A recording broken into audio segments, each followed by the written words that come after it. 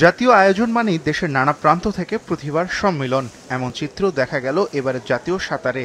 রাঙ্গামাটির লংগদু উপজেলা থেকে এবার জাতীয় সাঁতারে অংশ নিয়েছিলেন হাফিজুর রহমান। কোচ ও দীর্ঘমেয়াদী কোনো প্রশিক্ষণ ছাড়া যিনি শুধু নিজের চেষ্টাতেই হয়ে উঠেছেন সাঁতারু।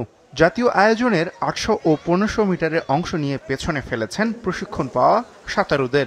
স্বপ্ন থাকে ন্যাশনালে অংশগ্রহণ করা। এটা হচ্ছে যখন আমি ভারতে ভাগীরথী নদীতে, ভারতে মুর্শিদাবাদে ভাগীরথী নদীর যে ইভেন্টটা ছিল, এই সুইমিং পুলেই ওই জায়গায় বাসা পড়বো হয়েছিল। ওই জায়গায় আমি 81 কিলোমিটার সিলেক্টে আমি তৃতীয় স্থান অর্জন করছিলাম। বাবা নেই, মা অসুস্থ, 7 ভাই বোনের মধ্যে সবার ছোট। তবুও নিজের পড়াশোনার পাশাপাশি টিউশনি করিয়ে যোগান পরিবারের খরচ। সাঁতারের প্রতি ভালোবাসায় বিকেএসপিতে করেছেন কোচিং কোর্সও।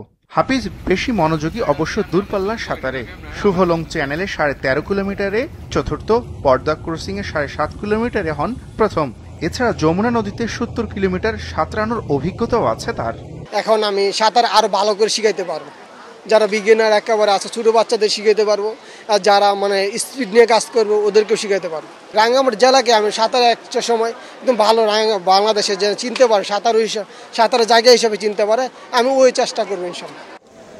সাঁতারু চান এলাকার প্রশিক্ষণ দিতে, ফেডারেশনের আশ্বাস হাফিজের পাশে থাকার।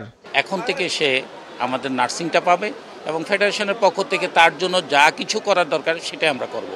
এবং সবচেয়ে বড় জিনিস যে রাঙ্গামাটি ডিসি সাহেবকে আমরা রিকোয়েস্ট করেছি ওর পাসপোর্টটা যেন ফ্রি অফ কস্টে করে দেন, এবং আমার জানা মতে উনি সেই হেল্পটি করেছেন। তো এই সমস্ত যত ধরনের সাঁতারের যত ধরনের সুবিধা আছে আমি তাকে প্রোভাইড করব।